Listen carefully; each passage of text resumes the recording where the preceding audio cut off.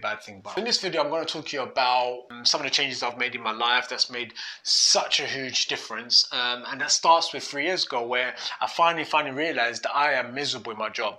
That my job is making me unhappy, that I'm not looking forward to anything that I'm doing. Monday to Friday was just a grind, it was a grind and a grind and a grind, just so I can get paid and pay those bills. And then it just started over again. It became extremely repetitive, and I just did not like the lifestyle I was living. Now, unfortunately, this is a reality for many people out there. In fact, there was a poll done by Gallup in 2016 that said around 71% of millennials are disengaged at work, and around 60% of them are always open to new job opportunities. Now, that statistic does not sound surprising to me at all, and it's probably not surprising to you either. But what is surprising is the fact that most people are willing to just continue. Most people are willing to just continue that grind and just save enough money so they can go on that holiday, get the 28 days freaking holiday, which we're supposed to be so grateful for, by the way. The whole point of you turning up to that job, and let me see if I can guess this, is because money. Money is the only reason you're turning up for that job. Otherwise, you wouldn't take so much crap. You wouldn't go there week in, week out and grind it out just so you can, what? Just for the fun of it? No, it's because it's a means to an end. Okay, you need it for some reason, whether it's paying the bills, whether it's paying the mortgage, or it's taking care of the family. Whatever your reasons are, you're there purely because the financial element of it is what keeps you turning up. Now, in this video, we're going to talk about 2 things that you can do to break free from that cycle and ultimately gain that financial freedom. So the first thing on this list is building a secondary source of income, or building multiple sources of income. Now, what I mean by that is finding your side hustle. Now, your side hustle is that thing that you could be working on after work, during the evenings, or during the weekends, or any spare time that you really have. And the beauty of having a side hustle is it can keep your current job that pays your bills and takes care of your current lifestyle, but your side hustle is going to be your secret weapon. It's going to be that thing that can ultimately one day replace your job. Now, in order to do that, you have to find something that you actually care about, something that you actually enjoy, because those are the key elements in making this thing work. Even if this side hustle is making you like £100 a month or £50 a month or 20 or even £10 a month, you're actually not going to care that much because you're actually doing something you enjoy. You're not going to put any pressure on yourself to be successful, because at the end of the day, it's your side hustle. You don't really expect much from it. Now, what the great thing about it is not expecting too much from it and not putting yourself too much pressure to succeed and pay the bills because you've got your current job doing that. You're actually naturally flourishing it. That's what you're going to see. To your friends, you're going to start talking about it to your colleagues, you're going to start talking about it when you're going out. You're going to see that you're talking about it to everyone, and you're so passionate about it. And that's what's going to get you even more motivated to go back home after work, start working on it some more. One thing you would notice is day after day, you're starting to become an expert in this thing, and before you know it, it's growing. A number of examples that you can do as a side hustle. So there's not everything here. I'm not going to capture everything here, but there's so many things out there that you can do. It's just about finding that thing that you enjoy. So all these examples are going to be all internet based, because I purely think that is the way to go. It's the one that's going to give you the lowest risk and the highest reward. You can work on your side business or your side hustle at your desk right at home, or you can do it on your phone while you're commuting, or anywhere really. So the internet, anything internet based is going to be your best bet. First thing we'll talk about is affiliate marketing. Now, you've probably heard that term before. Just to give you a brief basic definition of it, it's basically you as a person promoting a product on behalf of someone, and if through that promotion someone buys that product, then you get a small commission for it. So now that's the basic term. Now people think, oh, you're probably going to start thinking, oh great, wait, hang on, do I have to have a million Instagram followers? Do I have a million Facebook friends, to do something like that? Who's going to buy my stuff? How am I going to get any real money from it? But you're actually wrong. There is so many different ways of affiliate marketing. Amazon, and in particular, have a great program. You can do a simple thing like create a YouTube video like this. You can just basically review a product. Just say let's say this keyboard. You talk about its pros and cons, its price points, compare it to other products, and what you think is the best one. If you think this is a good product, then you add a link, an Amazon link of this product in your description in your video, and if anyone clicks on that video and they go on to buy a product, it doesn't necessarily have to be this product that you're actually promoting. It can be any product, just as long as they've clicked that link, and if they go on to buy any product, then you get a small commission from that. So that's what we call affiliate marketing. Now, there are people on YouTube who are making thousands and thousands of pounds just doing this, and this is something you can get started with straight away. Now, the next example is becoming a self-publisher and publishing a book on Amazon. You sitting in front of a computer, writing a book, in your spare time, a proper side hustle, this one, writing a book in your spare time and then posting it on Amazon, and then people can buy it off there. Now, here's a really, really cool tip about doing this, okay?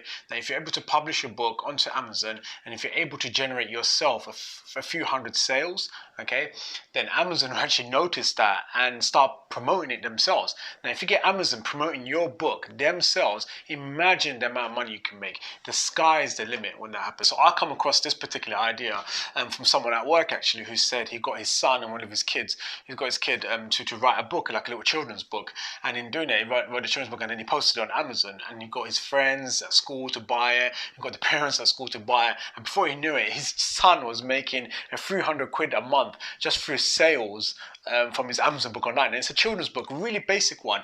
I mean, he couldn't have spent much time on it. It was only a few pages and a few words on it, but it was just such a great idea. And I thought, one day I'm going to get my son to do it, just to create a children's book. They're the easiest ones to create, by the way. And it's a great way to get your children into writing and to get them more creative and to get them online as well. This is a great opportunity for us in our day and age to have the internet to provide us the platform to do that. Imagine we've got no publishing costs, we've got no licensing fees, we don't have to convince anyone this time around to read our book and figure out or decide whether it's going to be good enough to publish. None of that nonsense comes with this. The internet is there for you to take advantage of, and this is the perfect way of doing it. And this is why I love this side hustle so much. It is so simple yet so effective. Okay, so the next example, guys, is, and it's probably a bit of an obvious one, but is creating a YouTube channel or creating a video blog about something you love. Now, that's a really, really key point here to this whole topic. It's something that you love. I want to try and find something that you can do, almost instantly. You could do something the next day. You don't want to sit there looking around thinking, oh, I need to find my side hustle. No, I want to give you something that's so easy to get started on. Now, the reason why YouTube channel or video blogging is a perfect one to get started on immediately is because you already have so much knowledge already in yourself that you can share with the world. A great saying is, your life experiences, your choices that you make, the knowledge that you build up in your life is actually knowledge to someone out there in the world. If you have no idea how close that person can be, and the power of the internet is it connects us. And just to give you some ideas of what you can do, think about stuff that you're genuinely interested in. So for example, if you love sports, there's so much you could do with sports. You could do sports reviews, reviewing matches, reviewing athletes. Now, one thing I want to make sure is 100% clear here is don't be fooled by people who tell you, says, oh, why would you want to do that?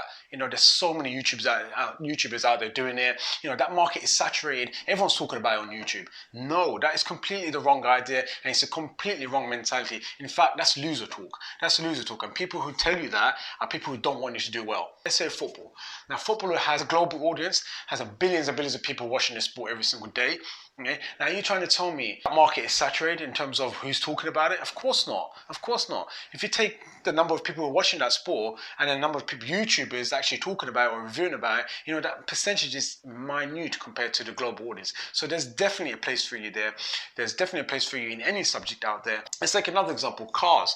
Now, cars, everybody around me for some reason is a car expert, right? And I'm sorry, but whenever I talk to people about cars, I just don't listen to them that much. I go online, I go on YouTube when I want to review a car, and when I want to buy a car, I go on YouTube, I check it out, what the interior looks like, how someone's driving it. And you think, again, there's so many people out there doing that, but there really isn't. If you think about the number of cars there are in the world, and think about the number of drivers there are in the world, the amount of people that are doing reviews about them is such a small number, tiny. All right, guys, so the next thing on this list is something that's made the biggest difference into my life. I made this change a couple of years ago, 3 years ago to be exact, and that is becoming a freelancer or a professional contractor.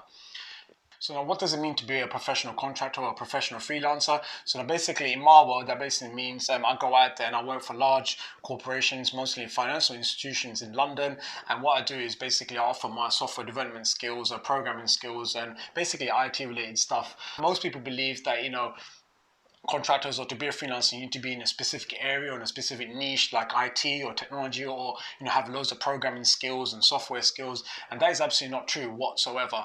One thing I've noticed is in my 3 years as a contractor that every time I'll go into a large project or a large program as a contractor, I would actually be the minority compared to all the other people who are on that program. So we've got a whole bunch of people as project managers who are contracting, business analysts who are doing it, admin staff, back-end staff, data guys. There's so many different areas that you can be a freelancer in. It's not necessarily a little niche, and it's not necessarily in IT.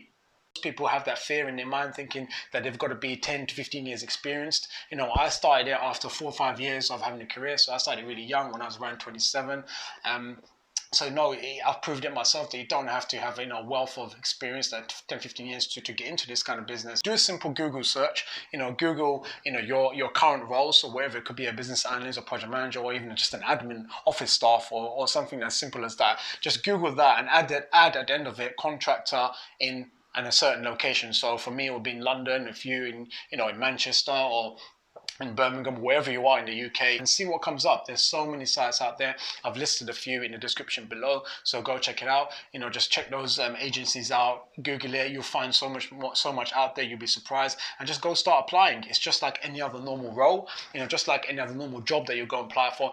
So what are the advantages of becoming a freelancer? Now, the biggest advantage is, and it's the most obvious one, and that is flexibility. You have so much flexibility when you're a contractor.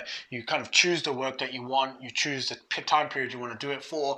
If you don't like it, you can quit. No one's going to blame you because you're a freelancer. At the end of the day, they don't really rely on you that much. As you don't like the project or you don't like the people that you work with, and it's fine. You don't have to renew it. You don't have to continue to do the contract. You can just wait till it ends. Whatever period you've taken a contract on for, you can wait till it ends, or you can just cut it early. Another advantage is that most contracts are actually urgent. Or big corporations, they need the project done quickly. They need a problem solved like immediately, and they don't have their current staff available to do that. So a lot of their permanent staff in your roles, if you notice yourself in your current project or in the current role yourself, you've got so much that you've got going on anyway. If there's something big that comes up, that problem needs to be solved within the company or within the team, you might not necessarily have the resource or the time to do it. So what happens is those roles, they go out into the open market, they look for contractors to come in quickly and try and solve that problem.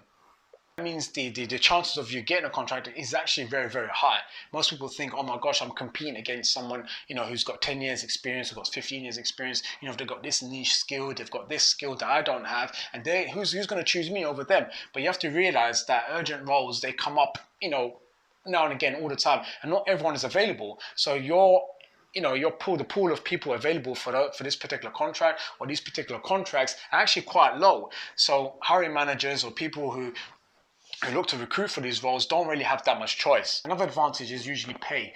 Now, if you look at your permanent job, you're paid over the year. You've got a base salary that you get paid, and maybe you get a bonus. Whereas with contracting, you get paid on a day rate. Now, because you don't get all these other perks like pension, holiday pay, sick pay, they generally tend to pay you at least 2 to 3 times more than what you would get in a permanent role. So for example, if you're getting currently paid as a business analyst or as a project manager around £40,000 a year, a contract rate will be like something, let's say at bottom end, it'll be around £350 a day, or at the higher end, it could be around £650 a day. Now, if you do the calculation, and I've got some examples here, if you do the calculation based on the bottom rate and the top rate, you can see the amount of money it amounts to over a year. I found there's a lot of contractors that I work with, they only work for like 60 or 70% of the year. The rest of the time they take off. They take 2 to 3 months off. They go traveling, they go backpacking, they do all sorts of stuff. So you've got ample amounts of time to make enough money for the year, and you can sit pretty for the rest of it. And a lot of guys do that. And that's it, guys. That concludes this video. Just to quickly summarize what we talked about, the first thing we said about breaking free from your soul destroying job is to find your side hustle. And that side hustle has got to be something that you're passionate about, something you enjoy. And remember, you're not going to care how much money you make from it, because you're actually having an awesome time doing it. So the second thing we talked about was becoming a professional freelancer or professional contractor.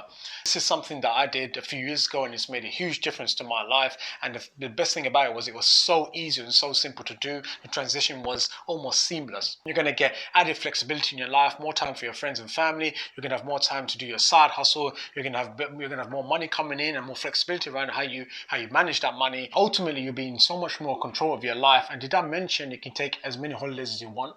It's totally up to you. Thanks again, guys, for watching. If you want to check out more videos just like this one, then please remember to subscribe. Also, remember to hit the notification button so when future videos come out, you'll be notified. Also, if you haven't already, please hit the like button. It'll really help out the YouTube algorithms. And that's all I got to say. Thank you for watching, and I'll see you guys soon.